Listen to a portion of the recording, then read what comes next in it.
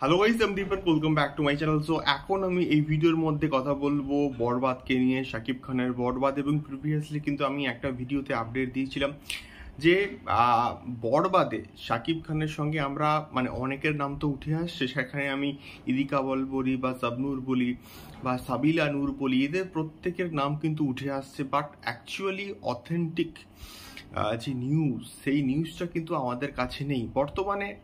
যে আপডেটটা উঠে আসে সেটা হচ্ছে কি, এখন বর্তমানে বরবাদের প্রি প্রোডাকশনের কাজ কিন্তু চলছে। এবং এই ছবির যে পরিচালক মেহেদী হাসানজি, তিনি একটা ইন্টারভিউতে কিন্তু এটা জানিয়েছেন যে আর কামিং এক সপ্তাহের মধ্যে তাদের এই যে প্রি প্রোডাকশন, সেই পুরো কাজটা কিন্তু মোটামুটি কমপ্লিট হয়ে যাবে। এবং তার পরবর্তীকালে তারা অফিসিয়াল কিন্তু অ্যানাউন্সমেন্ট দেবেন বরবাদের, যে এক্স্যাক্টলি বরবাদের কে কে থাকছে, সাকিব খানের অপোজিটে কারা কারা থাকছে, এই সমস্ত কিছুর আইডিয়া আমরা কিন্তু পেয়ে যাবো। এবং অফিসিয়াল অ্যানাউন্সমেন্ট কিন্তু আর কামিং এক সপ্তাহের মধ্যে কিন্তু আসছে। তো এটা তো অগস্ট মাস শেষ হয়ে গেল, এবারে সেপ্টেম্বর মাসের ফার্স্ট উইক, এই উইকের মধ্যে কিন্তু সম্ভবত আসতে চলেছে বরবাদ সিনেমার অফিসিয়াল অ্যানাউন্সমেন্ট।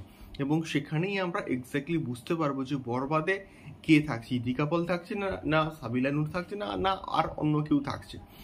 তো বাংলাদেশের বর্তমানের কারেন্ট সিচুয়েশন আমরা কিন্তু জানি যে বন্যা হচ্ছে, এবং এটা খুব জলদি ওভারকাম হয়ে যাক, এটা আমরা প্রত্যেকে চাই, সে যে কারণেই হোক না কেন।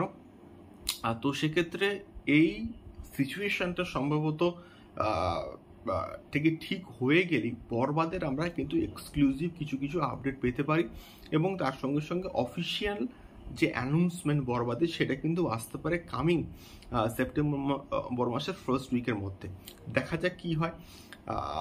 তোমরা কতটা এক্সাইটেড এই পার্টিকুলার প্রজেক্টটাকে নিয়ে শাকিব খানের, অবশ্যই কিন্তু আমাদেরকে কমেন্ট করে শেয়ার করতে পারো।